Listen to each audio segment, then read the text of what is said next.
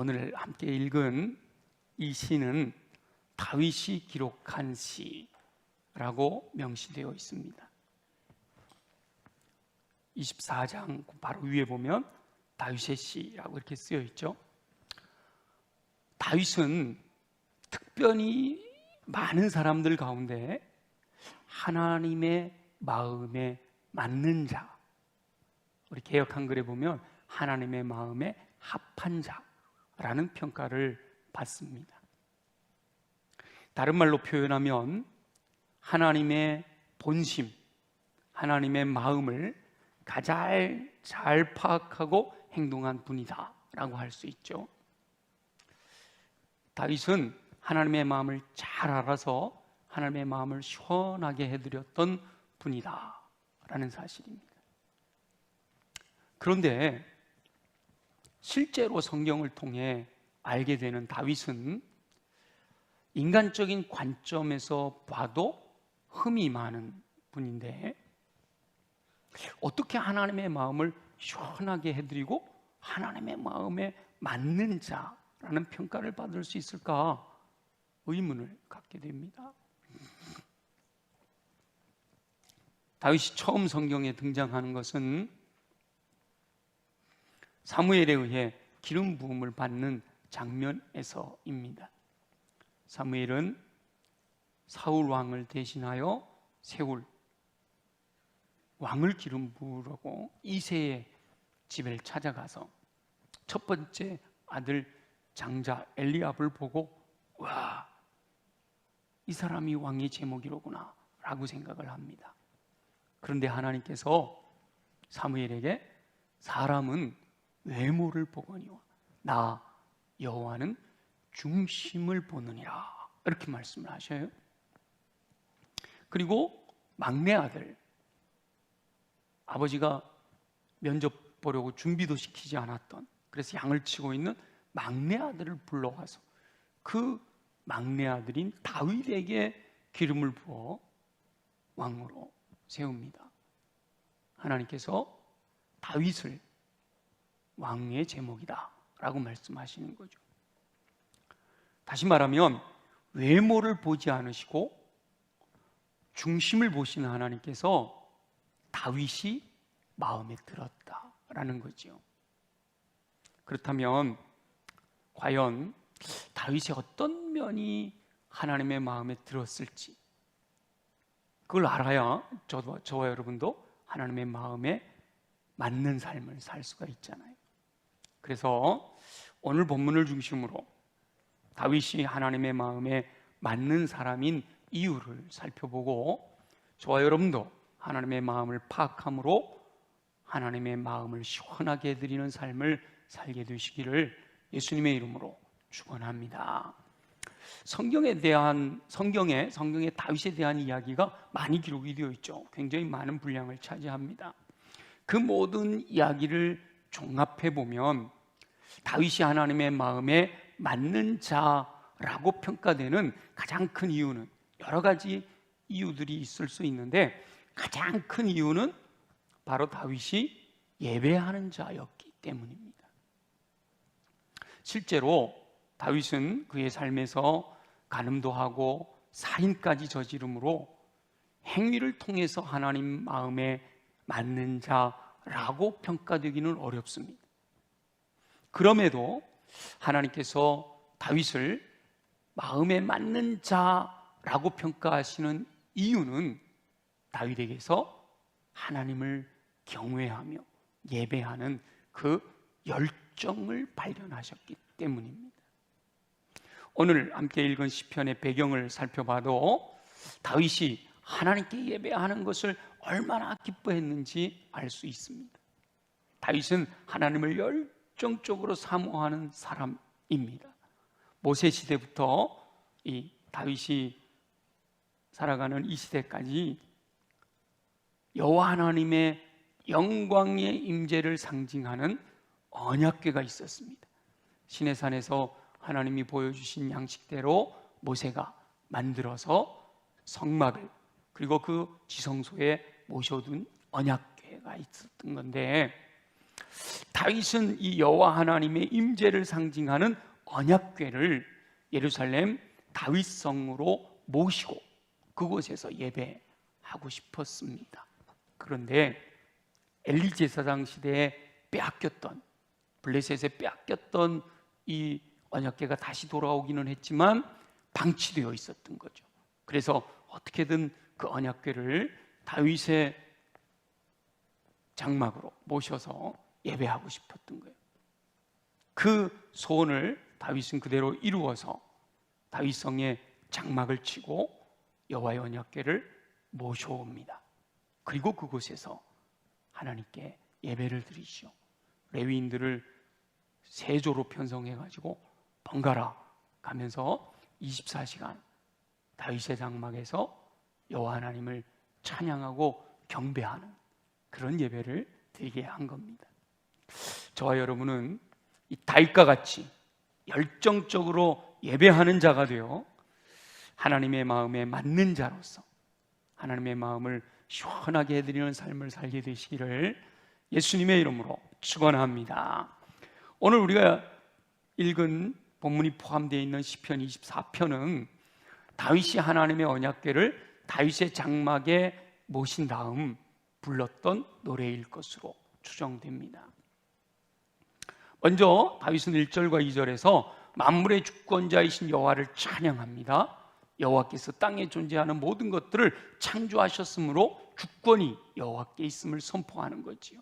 그리고 3절부터 6절까지 여호와의 산에 오르며 여호와의 거룩한 곳에 설 자가 누구인가? 라고 물으며 만문의 주권자이신 여호와를 경배하는, 예배하는 자의 자격에 대하여 노래하고 있습니다. 그리고 7절부터 10절까지 장막문이 열리고 여호와의 언약궤가 장막으로 들어가는 모습을 의인화해서 문들아 너희 머리를 들지어다, 영광의 왕이 들어가심으로 그 머리를 들어라 라고 이렇게 명령하고 있습니다. 24편 전체 말씀 중에서 다윗이 하나님의 마음에 맞는 자라고 평가받았던 예배와 관련하여 예배하는 자의 자격에 대해 노래한 이 3절부터 6절까지의 말씀을 좀 더 살펴보려고 합니다. 자, 우리 한번 3절을 읽어볼까요? 3절 다 같이 한번 읽어봅니다. 시작. 여호와의 산에 오를 자가 누구며 그의 거룩한 곳에 설 자가 누구인가? 다윗은 여호와의 산에 오를 자가 누구인가? 라고 질문을 합니다. 여호와의 산은 하나님께 예배하는 곳을 상징합니다. 그러므로 여호와 하나님을 예배할 자격이 있는 자가 누구냐? 라고 질문하는 거죠. 반복해서 여호와의 거룩한 곳에 설 자가 누구인가? 라고 질문하는데요, 여기서 여호와의 거룩한 곳도 마찬가지로 여호와께서 거룩하신 하나님께서 임재하시는 곳, 다시 말해서 예배하는 장소를 의미합니다. 두 번 반복하여 하고 있는 이 질문은 결국 예배할 수 있는 자격이 있는 자가 누구냐라는 질문입니다. 여러분, 예배할 수 있는 자격, 기준이 뭘까요? 이렇게 질문한 다윗이 자문자답합니다. 질문한 다음에 바로 자신이 깨달은 답을 노래하는데요, 4절이죠.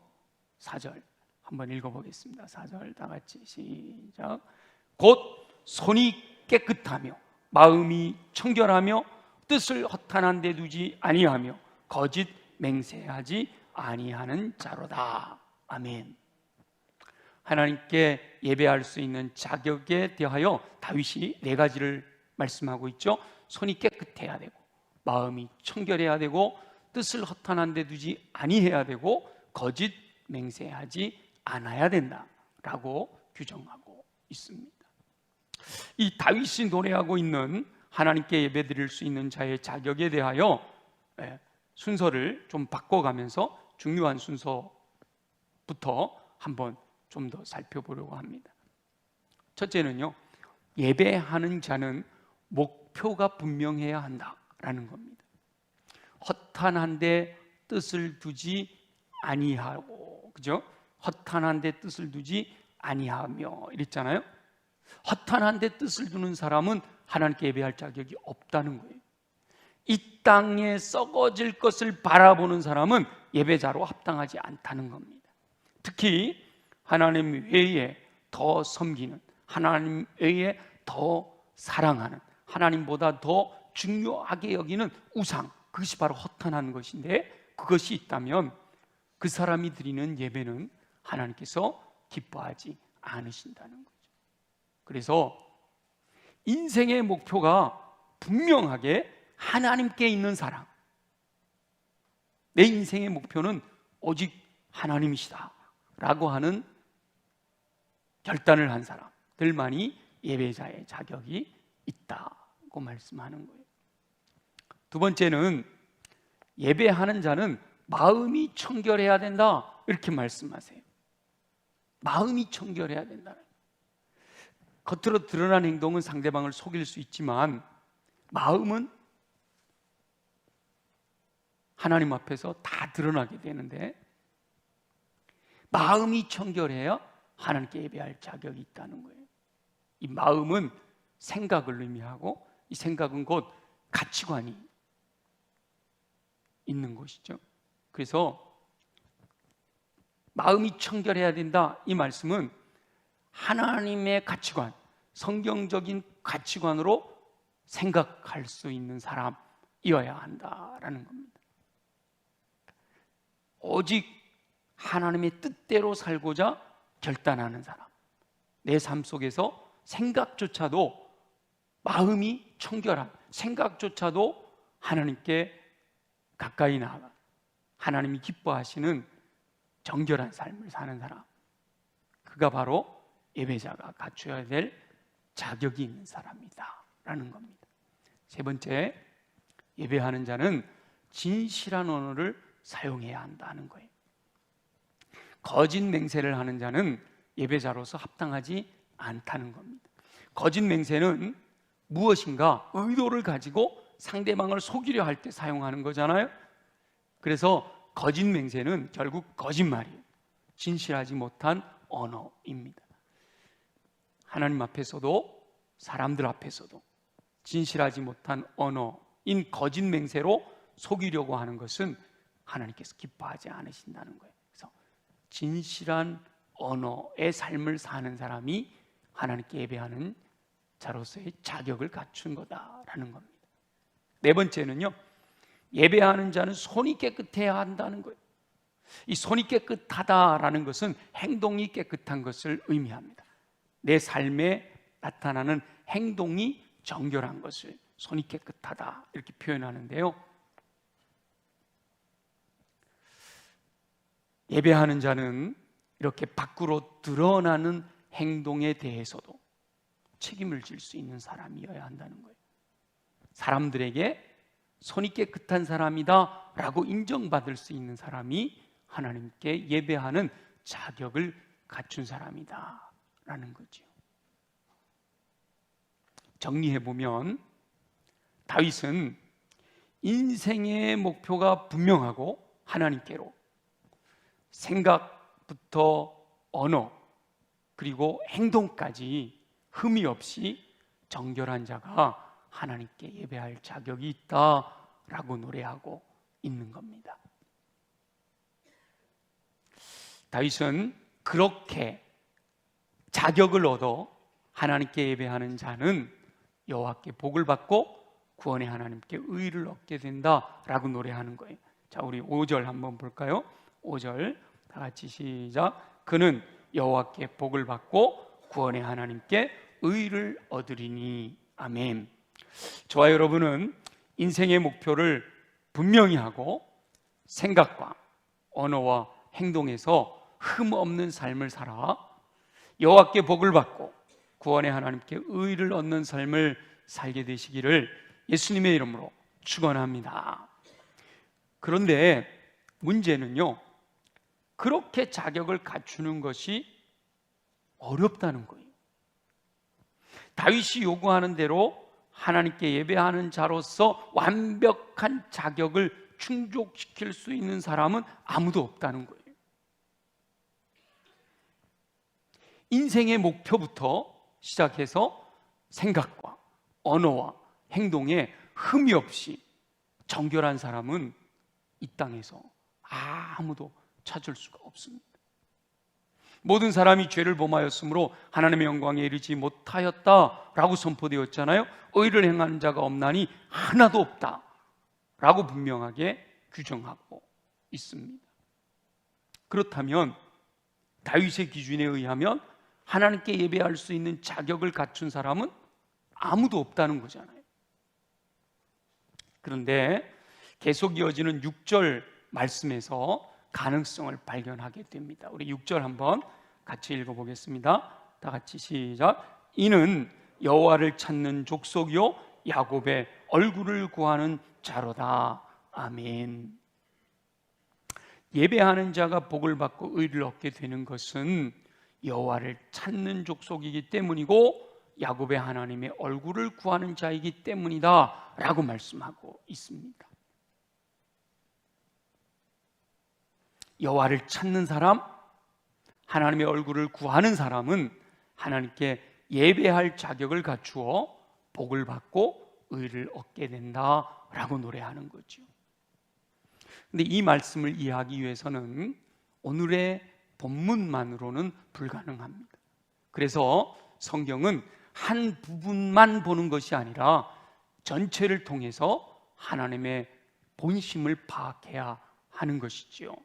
자칫 성경 전체를 보지 못하면 다윗의 시를 곡해할 수 있습니다. 행위가 바르지 못한 사람은 하나님께 예배할 자격조차도 없다라고 말씀하시는 것으로 오해할 수 있단 말이죠. 그렇다면 저와 여러분 중에 하나님 앞에 나와서 예배할 수 있는 자격을 갖춘 사람이 누가 있겠어요? 성경은 인간의 행위로 절대로 완전할 수 없다라고 말씀하십니다. 인간의 행위로는 아무도 하나님께 예배할 수 없음을 인정해야 된다는 거예요. 오직 보혈의 은총을, 예수 십자가 보혈의 은총을 믿음으로 죄 용서함을 받은 사람만이 하나님께 예배할 자격을 얻게 되는 거죠. 우리가 함께 찬양했잖아요. 주의 보혈 능력이 있도다. 예수님의 피만이 우리를 깨끗게 하신다. 하나님께서는 모세의 율법을 통하여 이 하나님의 본심, 진의, 온전하신 뜻에 대한 그림자를 보여주셨습니다. 율법에 의하면 하나님께 예배드리는 자, 다시 말하면 제사 드리는 자, 그들은 하나님께 나와서 예배를 드리려면, 제사를 드리려면 반드시 짐승의 피를 흘려 자신의 죄를 대속해야 했습니다. 짐승의 피 없이 하나님께 나갈 수 있는 방법은 없었다는 거죠. 그래서 아벨의 제사는 양의 피를 흘려 드린 제사라서 받으시고 가인의 제사를 받지 않으신 이유가 거기 있는 거예요. 짐승의 피를 흘린 것임에도 불구하고 하나님이 정하신 법칙이니까 피 흘림이 없이는 죄사함이 없는 거예요. 죄는 죄의 삭시 사망이잖아요. 그 사망은 죄를 지은 사람 죽어야 돼요. 피의 생명이 있기 때문에 피를 흘린 것은 곧 죽는다는 걸 의미하는 거예요. 그래서 짐승의 피를 흘린 것임에도 하나님께서는 그 짐승의 피로서 죄를 대속하시는 은총을 약속하신 거예요. 그게 바로 율법이에요. 짐승이 나를 대신해서 죽음으로, 그래서 하나님께 예배드리러 제사드리러 오는 사람은 짐승을 끌고 와가지고 그 짐승에다가 내 죄를 전가시켜요. 그리고 그 짐승을 죽이는 거예요. 그럼 내 죄를 가지고 짐승이 대신 죽는 거잖아요. 그 피를 가지고 주님 앞으로 나아갈 때 우리 주님은 그 예배를 받으셨다라는 거예요. 그런데 이 짐승의 피는요, 제사 드릴 때마다 반복하여 드려야 하는 겁니다. 일회용. 짐승이 내 죄를 대신 용서해 줄 수 있는 방법은 한 번밖에 없다. 그러니까 죄 짓고 하나님께 예배드리러 올 때마다 양 잡아야 되는 거예요. 그러니까 성전 앞에는 늘 양 잡는 일이 있었잖아요. 양 잡아서 제단에 태우고 번제 드리고 양 잡아서. 만약에 이 구약에 머물러 있다면 지금도 저와 여러분들 하나님께 예배하러 올 때 저 마당에서 전부 뭐 해야 돼요? 양 잡아야 돼요. 피 흘려야 돼요. 심지어 하나님의 임재의 상징인 언약궤를 모신 지성소에는 아무나 들어갈 수가 없도록 휘장으로 가로막아 놓았습니다. 성막은 지성소와 성소로 나눠지는데 그 지성소 안에 하나님의 임재의 상징인 언약궤가, 다윗이 모시고 왔던 그 언약궤가 모셔져 있는데 그 지성소로 들어가려면 휘장을 통과해야 되는 거예요. 근데 이 휘장을 통과해서 지성소로 들어갈 수 있는 사람은 오직 대제사장 밖에는 없었어요. 대제사장도 함부로 들어가는 것이 아니라 짐승의 피를 흘리고 그 피를 가지고 지성소로 들어가야만 했던 거예요. 그런데 예수 그리스도께서 십자가에서 운명하실 때 바로 그 성전에 지성소와 성소를 가로막고 있는 휘장이 위로부터 아래로 찢어졌어요. 지성소로 들어갈 수 있는 길이 열린 거죠. 모든 믿는 이들이 하나님의 지성소로 들어갈 수 있는 은혜가 주어진 겁니다. 예수 그리스도께서 운명하시기 직전에 다 이루었다라고 선포하셨습니다. 그 말씀은 다 갚았다라는 뜻이 있는데 인류가 지은 모든 죄의 삭을 예수 보혈, 하나님의 독생자, 죄 없으신 그 예수 그리스도의 피로 값을 다 치르셨다라는 것을 의미합니다. 짐승의 피는 반복하여 흘려 죄 지은 사람의 죄를 용서해 주었지만 예수 그리스도의 보혈은 단번에 드리는 제사, 십자가에서 단번에 드린 제사로 창세로부터 종말에 이르기까지의 모든 존재하는 인류의 죄를 다 담당하신 거예요. 이사야 선지자가 우리는 다 양 같아서 그릇 행하여 각기 제 길로 갔거늘 여호와께서는 우리 무리의 죄악을 그에게 담당시키셨도다, 그렇게 말씀하시잖아요. 모든 사람이 죄를 범하였지만 그래서 하나님의 영광에 이를 수 없었어요. 하나님께 예배할 수 있는 자격이 없었단 말이죠.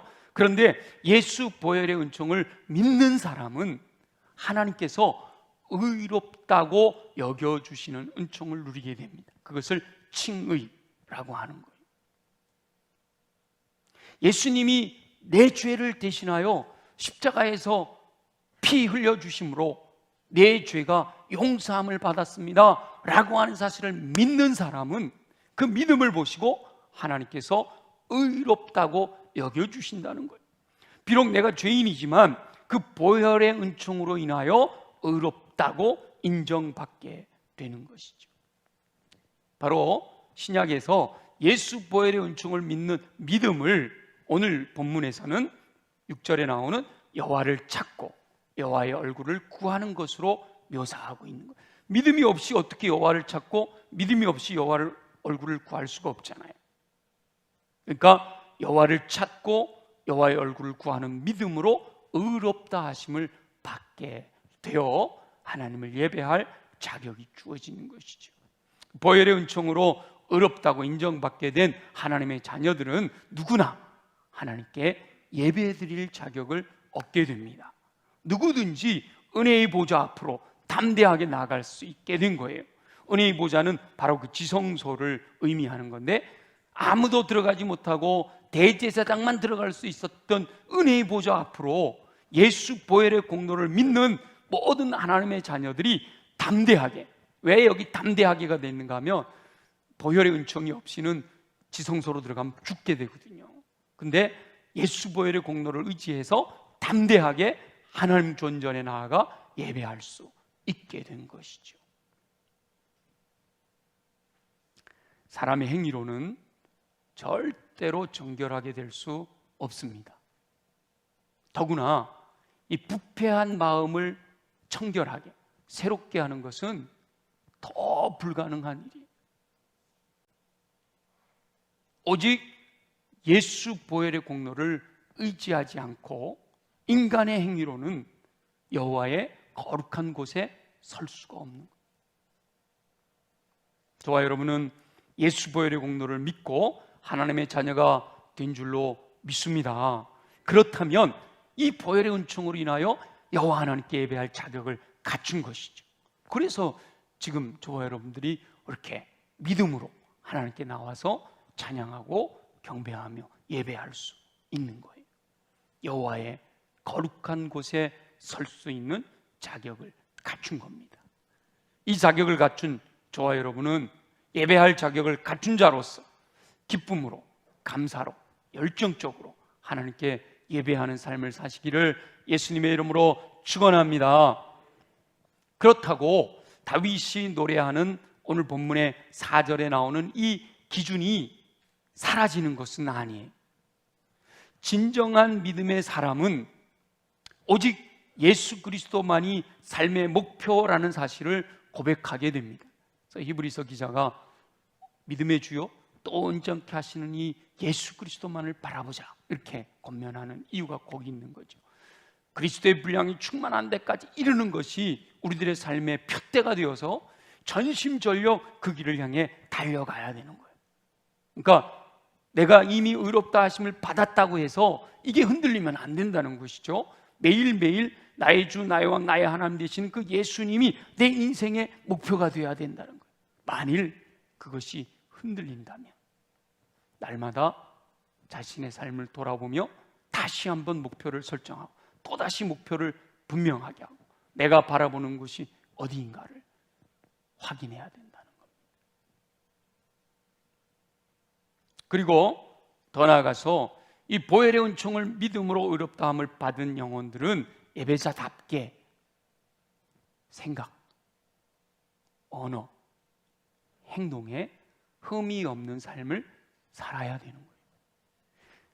생각, 언어, 행동에 흠이 없는 삶을 통해서 하나님께 나아가는 게 아니라 보혈의 공로를 의지해서 의롭다 하심을 받은 자가 하나님께 예배하는 자로 살아가는 삶은 생각과 언어와 행동에 흠이 없는 삶을 살아야 된다는 거죠. 그런데 그렇게 살려고 노력해봐야 완전할 수 없기 때문에 우리는 항상 예배하러 나올 때 보혈의 공로를 의지하여 용서를 구하는 것이죠. 그래서 우리 예배 전에 이 참회 기도를 통해서 보혈의 은총으로 나를 정결케 하시고 약속의 말씀대로 내가 하나님께 예배하기에 부족함이 없는 자격을 갖추게 하옵소서 기도하는 게 그래서 그러는 거예요. 보혈의 공로 의지해서 예배하면 하나님은 언제나 용서하시고 다 받아주시지만 그럼에도 목표를 정하고 생각과 언어와 행동에 흠이 없는 삶을 사는 그것을 포기해서는 안 된다는 거예요. 오히려 예수 믿는 자답게 정결한 삶을 통해 예배자로서의 온전한 자격을 갖추기 위해서 오히려 더 자신을 쳐서 복종시키고 피 흘리기까지 죄와 대항하여 싸우는 삶의 치열한 영적 전쟁이 있어야 된다는 겁니다. 그렇게 할 때 다윗처럼 하나님의 마음에 합한 자라고 칭찬 듣게 됩니다. 하나님께 예배하는 것에 우선순위를 두고 내 삶의 어떠한 것들이라도 다 차단하고 목표를 분명히 하고 생각과 언어와 행동에 흠없는 삶을 통해 더 하나님께 온전히 더 하나님이 기뻐하시는 예배를 드리고자 하는 열정으로 살아가는 그 모습을 우리 하나님께서 다윗에게 마음에 맞는 자라고 하신 것처럼 그렇게 예배하는 사람들을 마음에 맞는 자라고 인정하신다는 거예요. 저와 여러분은 예수 보혈의 공로 의지하여 은혜의 보좌 앞에 나아가 마음껏 열정적으로 예배하는 삶을 사시기를 간절히 소망합니다.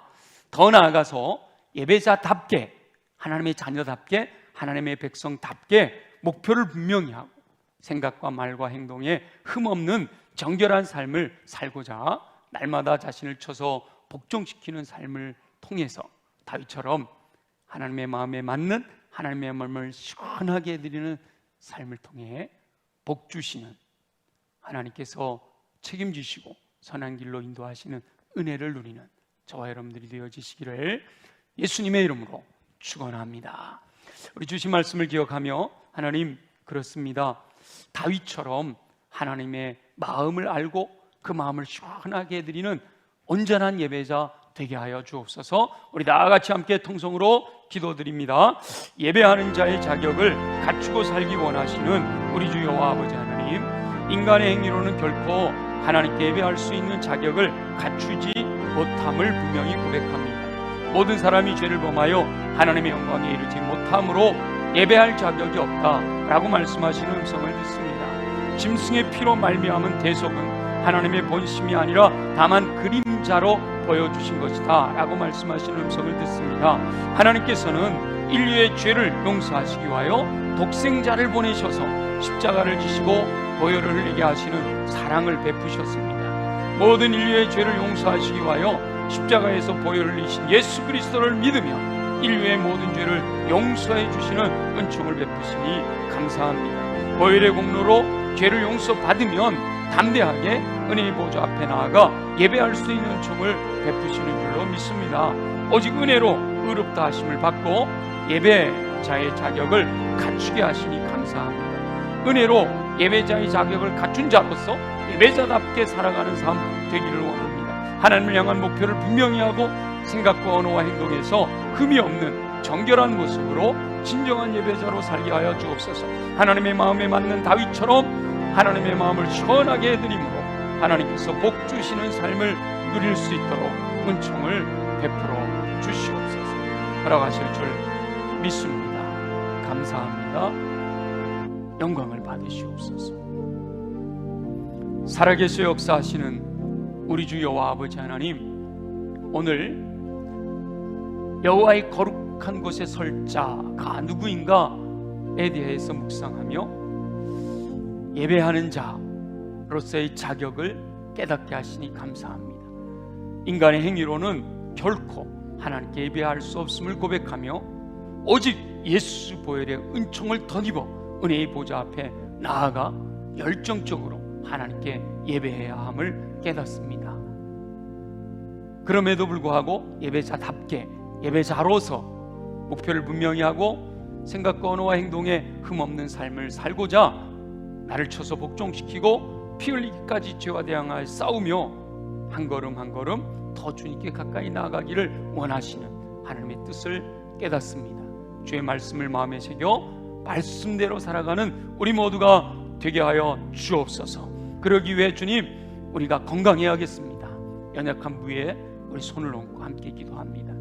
나사렛 예수 이름으로 명하노니 모든 육체의 질병은 뿌리채 뽑혀 떠나갈지어다.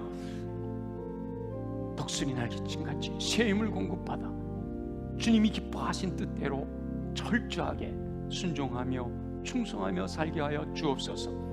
우리의 가슴에 손을 얹고 기도합니다. 이미 우리 안에 들어와 있는 더러운 것, 하나님 기뻐하시지 아니하는 것들은 예수 보혈의 능력으로 명하노니 정결하게 깨끗하게 새롭게 될지어다. 끊임없이 호시탐탐 기회를 노리며 우리 안에 더러운 것을 심어놓으려고 하는 어둠의 권세들아, 예수 이름으로 명하노니 묶임을 벗고 떠나갈지어다. 온전히 우리의 마음 중심에는 성령님을 모셔드려서 성령이 이끄시는 대로 믿음으로 순종하여 열매와 은사를 통해 하나님께 영광과 찬양과 존귀 올려드리는 삶 살아가게 하여 주시옵소서. 날마다 주님이 기뻐하시는 온전한 예배의 삶을 살아감으로 말미암아 하나님이 복 주시는 은혜 가운데 하나님의 마음에 맞는 자, 하나님의 마음을 시원하게 해드리는 자로 살아갈 수 있는 은혜 허락하여 주시옵소서. 허락하실 주님을 찬양합니다. 감사합니다. 예수님의 이름으로 간절히 기도드립니다. 아멘. 우리 다 함께 일어나셔서